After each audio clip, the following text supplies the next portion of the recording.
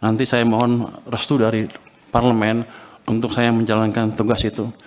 Langkah pertama sudah kami jalankan. Saya sudah lapor ke Presiden, Pak, saya akan taruh uang ke sistem perekonomian. Berapa? Saya sekarang punya 425 triliun di BI cash, besok saya taruh 200 triliun. Sudah jalan belum? Sudah jalan belum? Sudah jalan? Lagi dijalankan. Kalau itu masuk ke sistem, dan saya nanti sudah minta ke Bank Sentral, jangan diserap uangnya. Biar aja kalau Anda menjalankan kebijakan moneter, kami dari sisi fiskal yang menjalankan sedikit. Tapi nanti mereka juga mendukung.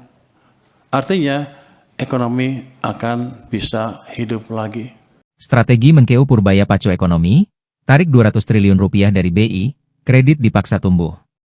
Menteri Keuangan Purbaya Yudi Sadewa mengumumkan langkah besar dalam upaya mempercepat pertumbuhan ekonomi. Pemerintah akan menarik sebagian dana kas negara yang saat ini